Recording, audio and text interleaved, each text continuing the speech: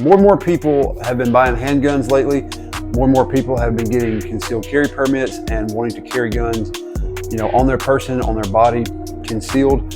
And I figured now would be a great time for me to give you guys some tips and tricks and share some experience that I've had from carrying concealed for over 10 years. So I feel like I've got a little bit of knowledge on it, and Mike can help you guys out with picking out holsters and belts and that sort of thing, and making it easier to conceal carry your new handgun.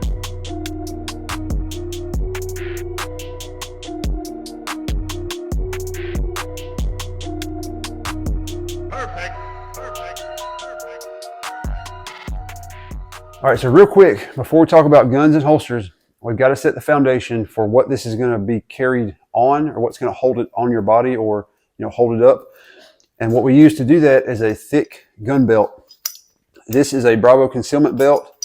It's just like thick nylon, and it has this slider buckle. It's pretty cool. It's like the kind of like military or like dress uniform. She's got this little slider that grabs and it bites. It's got a little elastic. I think I might have added the elastic piece right there to hold the tail. But anyway, your belt should be able to, hold itself up for the most part. If you hold the buckle, it should be able to hold itself straight. This one right here, this is a Super Bio gun belt. It's got the black kind of dress buckle, and it's just solid black all the way around. The good thing about this, it looks like it's leather, but it's not. It's actually a synthetic material. Super Bio is just the brand. I think it's Daltac, something like that. I don't know, the label wore off. Anyway, get yourself a stiff belt. Get yourself a stiff gun belt. This one right here is a brown. It's kind of the same thing as the Super Bio belt. It's just made by, I think, Bison Belts. It's kind of the same deal. This one just brown. It's got a silver buckle. I added the stitching to it just to give it, a more kind of casual, maybe a little Western casual kind of look. But I think it goes better. I wear brown with more things. So if like my shirt comes up and my belt's hiding, or showing, it'll at least match my boots or my shoes a little better, because style. So anyway, the little floppy belts from Walmart, leather belts are crap. You're going to spend a decent amount of money on a belt. Like every one of these was somewhere around the $50 mark, and that's kind of cheap for a belt. I've never spent over $100 on a belt.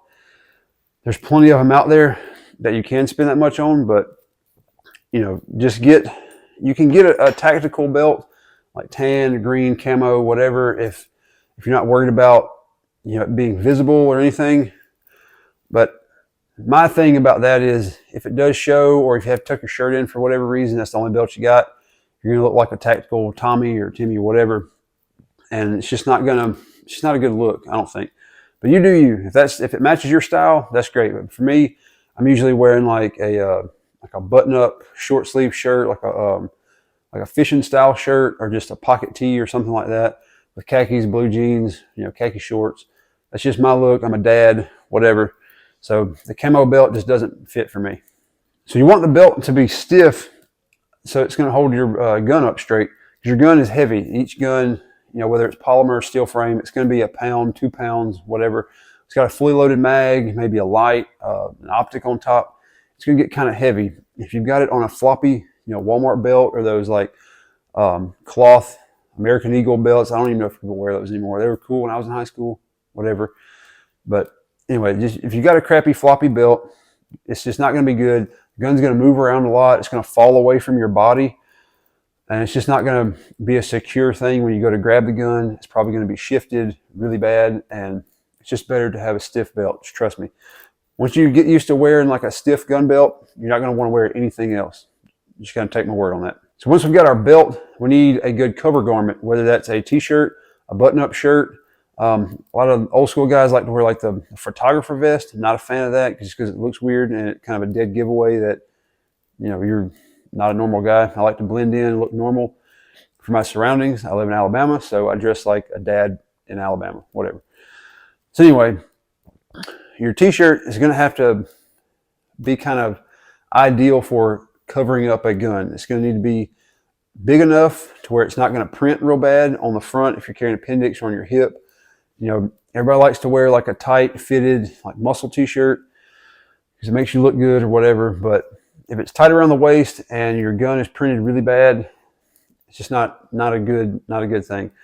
So get a little bit bigger shirt, maybe a thicker shirt. I like the like Carhartt style, like pocket tees. Wrangler makes some. They're a lot cheaper than Carhartt, and they're pretty good. I've got plenty of them. But they're thicker material, and it just kind of lays over the gun a lot better. It's not going to print as much, and it's a little bit bigger. It's not as form-fitted, so it's going to disguise the print of the gun a little better. I like those shirts because, like I said, I'm in Alabama.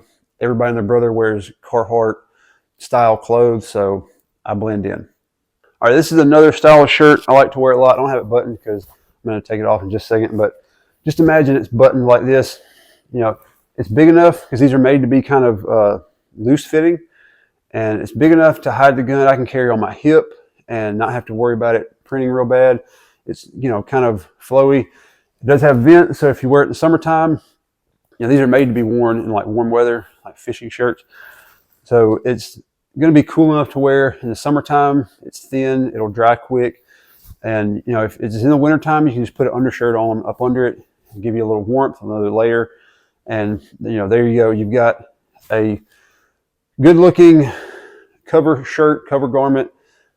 That can do a lot of things. It's going to be comfortable. It's going to be functional, and I can look somewhat formal or I can look casual. It just depends on where you're at. In Alabama, everybody's got these and everybody's got pocket tees, so that's what I wear. So after a belt and a shirt, you might not know this, but you're going to have to consider what kind of pants or shorts you're wearing, especially if you're going inside the waistband, because you're adding, let me find a good, you're adding a big chunk of metal and girth to your inside of your pants. It's going inside your belt. So what I like to do is buy pants that are one size up. Like normally if I wear a 36, I'm more comfortable in a 38 if I'm carrying inside the waistband. It gives me a little more room for the gun. It also gives me a little bit more room for my legs to move around in because, I guess I've got big legs or something. But anyway, also look for pants that have a little bit of stretch to them. Because for me, I found, especially carrying Appendix, if I've got the gun there, it pushes out the pants and it just makes the pants bind up more when I'm moving, like in the seat and stuff like that. So get some of that stretch. It's just good to do anyway so you can move around. You can take a knee.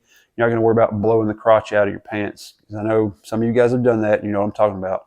I'm just saying, get some stretchy pants. All right, so we've talked about the foundation, the belt, the pants, the shirts, your apparel, your outfit, whatever. So now we're going to get down to the good stuff, the holster. So let's just say you've picked your gun, you've got your Glock 19 or your M&P or your 320, whatever common handgun you've picked. Let's find a holster for it. What I like to look for, let's just start with Appendix, because that's what I carry the most of. I think I've got more experience carrying Appendix. What I like to look for is Kydex. It's Kydex or injection molded. Some of these, like Bravo concealment holsters, are injection molded. Anyway, they're plastic front and back. So anyway, Kydex hard shell holster. And I'm going to look for, once I've got that, I'm not going for leather. I think it's just better to have a firm, rigid holster for Appendix or inside the waistband, whether it's hip or front. That way when you reholster, you don't have to worry about it collapsing. If leather gets wet, it can get softer, just things like that. You don't have to worry about this Kydex losing its shape, whether you're sweating, whether it's hot, whatever. So hard shell. The next thing we're going to look for is like the form of it. You want it to be as close to the shape of the gun as possible, because you don't want any extra material down here than what you need, really. Because especially with a 19 or like a 17, you've got enough length down here as it is. So why add more? Just for me personally, it's probably the same for you. And right here, you want it to be kind of sloped, angled. Take away as much material as possible. Leave just enough for the retention right here. Cut the rest off. Because when you're carrying Appendix, say like, right here, imagine it's in my belt. The crease of my hip is right here, and you can see if I've got extra material right here, it's going to dig in right there. Every time you sit down, and it's going to be extremely uncomfortable. So try to get this part right here cut off, or not cut off, but try to find one that has, you know, just enough material that it needs right there, nothing extra. Okay, I also like to look for the belt loops. What kind of belt loop attachments does it have? A lot of holsters like this one. This is a shell that I bought and I outfitted with what I wanted. But anyway, most of them have attachments right here for like a single loop, like this one, this kind of belt clip. And they also have holes right here where it gets its retention. You can see it's got like rubber inside there. That's what squeezes the gun around the trigger guard and gives it the retention, the good click. But anyway, those holes are also used for belt clips. This one is a somewhat tuckable because it's, you know, it separates right here. You get your shirt behind it, and it mounts right here, and it goes over and clips under the belt. But anyway, it's best to get one that has both, just in case you don't really know what you want to do with it. Especially if you're first trying it out, it's going to take a long time to figure out what you like. It took me years and years, different holsters, different configurations, and even for different guns. You know, it took me a long time to get the right combo.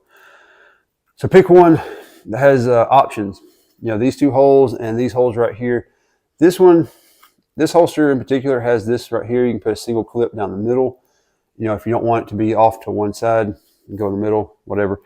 Some have them, some don't. Just, you know, it is what it is. This belt clip, I can't remember what kind it is, but it's hard plastic. And it does have a clip up under here, like it curves back. You can see right there. It grabs the belt, and it's got a little lip right there where you can grab it to get it on easier. If you're going to go with one of these open style, open as in they don't like clamp or lock like a snap, like a soft loop on a button. If you're going to go with one of these, make sure it's a good clip, good rigid clip, and it's not going to bend or lose its grip on your belt. As you can see, I've got a few holsters with these kind of clips. Well, let me turn it around. These kind of clips, they mount with two screws up at the top right there, and they just bend out like that and grab the belt. These are good because it's one kind of wide clip right down the middle. It usually doesn't interfere with a belt loop because you see where these belt loops are. Most pants have belt loops right here. And if you've got like one of these with a clip off to the side, you can see like when I want to put it in, sometimes if that belt loop is right here, it gets right in the way of the belt clip. So having it over here just kind of limits the chances of interfering with the belt loop. And what this also does is it just allows you to get it in and out real quick. I like to do that. I hate having to unthread my belt to get my gun on. Like if you're in the bathroom or something and you got to take your gun out, and like, you know, because it's going to fall out anyway. If your appendix, it's going to slide down off the belt when you undo it. Number two, you know what I'm saying? So you put your pants down, take your gun out, and usually just lay it like in the where your pants are sitting in between your legs. Lay it right there. Try not to put it like on the back of the toilet or on the armrest because you'll forget it. I've never done that. Some people have. I'm just saying, don't do that. But anyway, this clip, these clips like this and this just allow you to get it in and out a lot quicker, a lot easier. You know, if you're one of the people that like keeps it in a bag, like a backpack or your truck, maybe you're coming out of work, your place you can't carry, so you've got it like in a backpack, or you're getting it out of your locked glove box in your truck and you want to wear it on your way home. It's easy. You don't have to get out to like thread it and stuff, because when you're in a parking lot undoing your belt, putting a gun in it, it just looks kind of weird. Anyway, you just grab this, you can stick it in like, you know, while you're sitting down, and then there you go. You've got your holster in your belt. Some holsters like this Torsion from Bravo Concealment have two clips here and here. It just makes the holster a little more sturdy. You've got 2 points of contact, and it's really not going to move around much. These holsters like this, they can move just a little bit because it's only 1 point to pivot on, and that, you know, it's not two wide points. Excuse me. This one moves even more because it's a small belt loop, but some people like it to move because when you move, the gun can kind of like float around a little bit and kind of contour to your body as you're moving. Another thing to look for on these clips, make sure they're adjustable. I think most of the ones that I've seen that have this single clip like this, they are adjustable. And by what I'm talking about is one of these holes is going to be like elongated, so the belt clip can pivot and move. That way the holster can kind of adjust like this. Some people like to adjust it where the handle's out. Some people like to pull it down so the handle's like a little closer to the belt. It just gives you a little more option.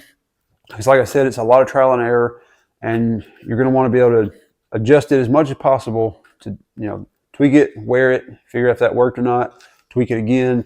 Any little thing you can adjust to try to make it perfect for you, the better. All right, so we got material, we got belt loops, and we got the form of the holster. Next thing, something that I personally like is these wings right here. It's a concealment wing, a claw, whatever you want to call it. Every one of my appendix holsters has this. If you're carrying like back here, it's probably not as important because it's going to kind of be back like this or on your hip. Right here, you've got a wide, somewhat flat surface that you've got the gun on. And what the wing does, this one's got a little bit of wing right there. What the wing does is pull like this. It pulls this handle back to your body, because if not, it's going to flop out. It's going to flop like that. So what the wing does is it pulls that handle real tight to your body. There to there. It's exaggerated, of course, but that's just what happens. Here's an older holster I've got for my shield. It's got a wing on it. I'm not sure where these... I've got so many different holster parts because I've made most of my holsters. And I've customized them myself. So I've got parts and pieces from all different kind of companies. I don't know where they came from. I'm sorry. But, this one's got this kind of wing on it. You see the difference there. This one is adjustable. It comes with two height risers. And I actually cut this one. I cut this one down for another holster, and I just had to repurpose it here. That's why it's kind of missing that part. But either way, it does a good job at putting contact on the belt and pulling back into my body. This one right here is one that I made for this Warrior Land holster. I did a lot of work on this holster to make it usable for what I like. If you want to see like what I did, I'll put a link to the video up there. Anyway, it just had a lot of material down here and over here, and it didn't have a wing, so I trimmed it as close as possible, and I added this wing. I just bent some really thick Kydex and formed it, and drilled the holes for it and made a wing for it. So it works really good.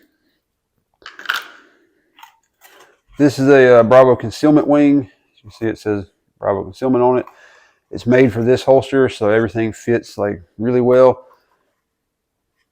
And this holster actually is, I don't know if you can tell, but the holster is molded like crooked for a reason.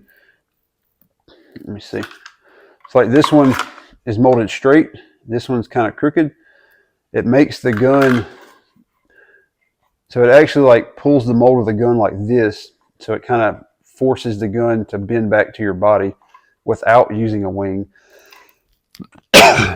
But you can add the wing and get even more. I might take this wing off of here because, like I said, it is a little bit too much, especially when you've got an optic right here, because it pulls it too much. Then you got the optic sticking out. So it's kind of a give and take. If you want the heel of the gun sticking out or you want the optic sticking out, trying to find a good mix. All right, one more thing. This is a little, not a lot of people use these or sell holsters with these. I know, what's it called? Filster holsters has a wedge. Raven has done the same thing, the little wedge on the back. This is just a piece of foam that I put like Velcro, the soft Velcro on the holster, the hook Velcro on the foam, like the peel and stick kind of Velcro, 3M. Put it on the back, stuck it on there. What that does, see if you can see right there, it gives you a little spacer right here. So it pushes the bottom of the gun like that way. So it pushes this way. If you got any kind of belly, because most of the weight of the gun is outside the pants, just the nature of it, because you have to be able to grab it. So it's going to want to fall like away from your body. So what this wedge does is it pivots the holster against the belt this way to put this back toward your body. So two things, the wing and the wedge right here, both of them are kind of working together to get rid of this and get rid of that. It, pushes like that because the gun's going to want to do this. So you want the holster to help do that. Keep it tight to your body. So that pretty much covers appendix inside the waistband. So the other form of carry that I do is outside the waistband on the hip, 3 o'clock. It's still covered because, like I said, I don't do that with a tight shirt. I'll do it with a bigger shirt, like the button up or like a looser pocket tee.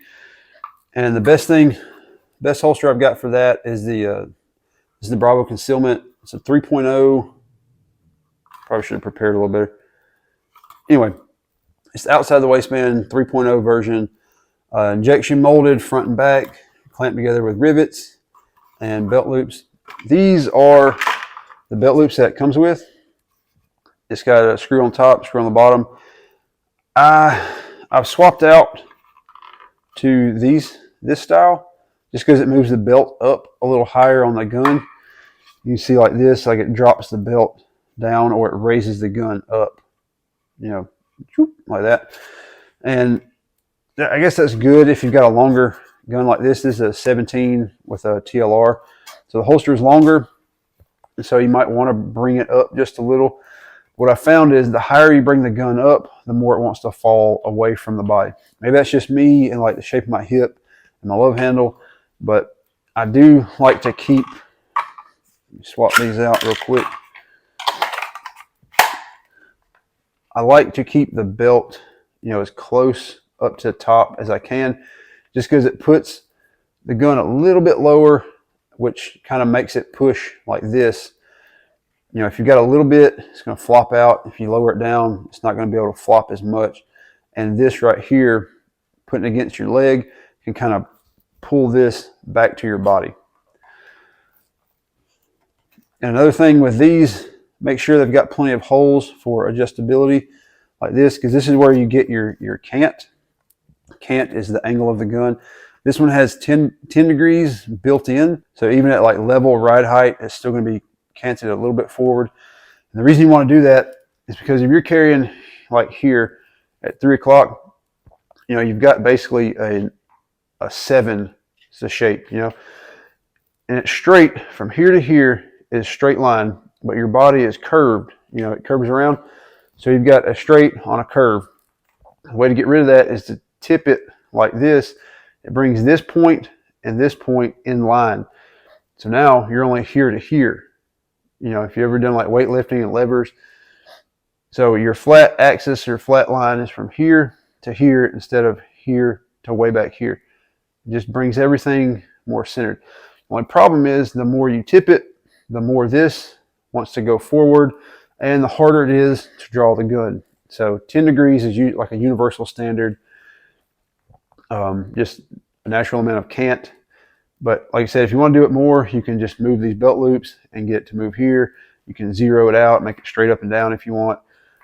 Like I said, it's going to take a lot of trial and error, moving around. So move it a little bit, wear it, see what you like. All right, so here's a holster I made a long time ago. This is the outside the waistband, kind of pancake style. It's got these longer or wider pancake type loops on it. What that does is it just allows the holster to be a little bit wider. And some people think it's a little more secure. What I like it for is that belt loop right there. A lot of times your back loop will land right there. So this just makes it a little bit longer. And it wants to land like all pants have a loop right behind the hip and one back here. So it helps kind of put that loop in the open area right here. And sometimes, some people think it helps kind of pull the holster a little bit, form it around the body a little bit better, keep it a little smoother. It's whatever. This one's molded with a pretty good curve in it. So, you can see how the angle on these, but it's not that big a deal. It's just another option. So this whole long video has been about concealed carry holsters. What we don't want to do is wear something like this, like a paddle holster, this big paddle right here. We don't want to wear this and try to conceal it. It's not made for that. It's made to go on your hip, outside your pants, outside your belt, and it's made to put the gun, you know, a little bit away and straight up and down. So this is more set up for drawing easily, putting in a good spot for a draw. The trade-off on concealed carry is speed versus concealment. The more it's concealed, the slower it's going to be to draw it. The faster it is to draw it, the less it's going to be concealed. That's just how it is. So this one is good on the draw, terrible on concealment. Another one, great holster, is a T-Rex, and it's on a Safari Lane QLS. This just allows it to disconnect from the belt, so it can go on a thigh holster, belt loop, whatever. You can see like how far away the gun sits from my waist, like that. That's going to be terrible to conceal. Like, what are you going to put? What kind of jacket or shirt are you going to put that can cover that thing up? Makes it great for drawing and, you know, going from one platform to the other, but concealment is terrible. And I've seen plenty of people just walking around the store, Walmart, Lowe's, Home Depot, wherever, and you can tell, you see this just sticking out from their shirt, and they've got a little tight shirt trying to cover that thing. It's a dead giveaway that they got a gun. I can see it because I've been doing this for 10, 15 years, and I know what to look for, and I just notice things like that. But heck, you got something like this under your shirt, everybody and their mama's going to know that dude's got a gun in a shitty holster under his shirt. All right, so next we'll talk about some of the things for the gun. You know, suppressor height sights and optics are a big thing now. Everybody's putting them on their guns. So make sure your holster has clearance for that. These Bravo concealment holsters are cut in a way, you know, to where they clear it. I've got some other holsters that are, I guess, were made before optics were big, and it doesn't clear the optic. I guess you could always just trim it, you know, cut it out and smooth it, and it'll work. See, like this one is one I made. There's not, optic's not going in there. I could probably trim that out if I wanted to, but this gun, I don't have any plans to put one on this gun, so I'm not worried about it. Here's another one. This is a Safari Land. Awesome holster. Just can't put an optic on there. They do have ones that you can, so it's not against them. It's just the holster. Flashlights are also a big thing that people like to put on guns. Ones like this is a TLR, so like a full-size light. It could be a stream light. The X300, you know, about the same length. I think they're a little bit longer, but you just got to find a holster that's made for the light. And the only drawback is your retention is not going to be near as good, because your retention comes from here, the trigger guard. That's where it grabs. That's where you get that really positive click. When you have a light, they have to open a channel for the light to go through, and you lose that tight retention on your trigger guard. Now what Bravo has done has they have put this right here, and actually on the inside, it's really hard to see, but they've got a little piece inside there that's molded in. As you move this screw, it kind of clamps the light, and that's where you get your retention, and your click is like the back of the light right here. Once the light goes in, it pops behind that kind of detent and it locks in. Handgun lights are awesome to have because you can see in the dark, you can ID things, but look how much length it adds to the muzzle, and it adds material this way also. So when you're carrying, here we go. If you're going to try to carry this Appendix, you know, this is the barrel, this is the light. If the light was over here, it wouldn't be that big a deal, but the way your leg creases this way, you're adding a lot of stuff in an area that doesn't need a lot of stuff. So the gun usually has to come up a little more. And remember what I said, the higher it goes up, the more it wants to fall out. So it's just a trade-off. You're either going to have less concealment, or it's going to be extremely uncomfortable. Some people can do it, like you carry it like right down the middle, maybe you can do that, or closer. I like to carry it over here because I have a little bit of a belly, and it's just easier, more concealable to kind of hide it like around like that. Or instead of being like in the front, kind of move it around the side like that. And when I move it there, this is just a no-go for me. Now you can put a smaller light, like a Streamlight TLR7, or like this. This is a Warrior Land light. that they sent to. Trying to put this thumb screw in. This is the light from Warriorland they sent. Super duper bright. Well, there we go. Super bright. And it's about the same form factor, same size as the TLR7. It adds really no length to the muzzle right there. It does that a little bit right here, but it's not terrible. I can find the right holster. Here we go. So this is the holster that they sent that I modified.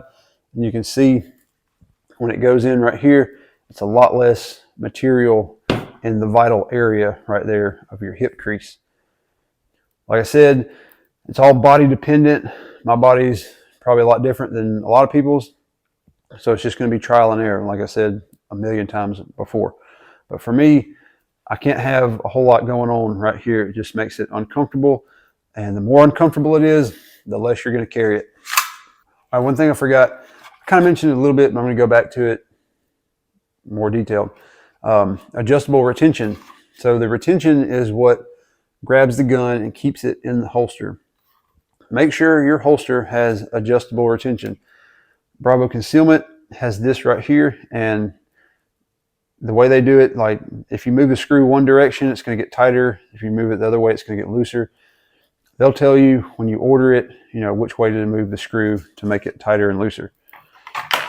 Even this one right here, this torsion, that's got all this belt clip and stuff going on, they've still managed to put, you know, adjustable retention right there on the trigger guard. This one, you can see right there, this one, obviously, the higher you go up toward the trigger guard, the tighter it's going to get. And the farther down you get, the more it allows it to open and the looser it's going to get. These style holsters like this, they kind of, I guess they're like a taco style because they fold around the sight channel, kind of like a soft taco. Most of them are going to have rubber spacers right here, and it's just, you just tighten the screw and it squeezes, you know, makes the holster tighter or looser on the gun. Tighter or looser on the gun. So that video is probably going to be a little bit longer than I planned on it, but I really didn't want to leave anything out as far as holsters. There's a lot to talk about. So hopefully you can take some of that. If you haven't bought a holster yet, maybe you can use it to make a good first purchase, or you're just going to be like the rest of us that bought 10, 12, 15 holsters that are all crap that we never used because we didn't know any of this before going in, and we just had to trial and error. So anyway, I've got 10 plus years of experience on it. Hopefully you can take some of that and use it and find a good holster to start with, and you can start carrying it, because like I said earlier, the more uncomfortable it is, the less you're going to carry it. There is a certain level of discomfort in carrying a gun. You're just going to have to get used to it, but we can do things, certain things with the gun and the holster to make it better. So anyway, go get a holster, wear it, practice with it, train with it, dry fire a lot, get good with it, carry it all the time, because you never know. The world's getting crazy and there's crazy people everywhere. Y'all be good, be safe, make yourself stronger, and we'll see y'all next time.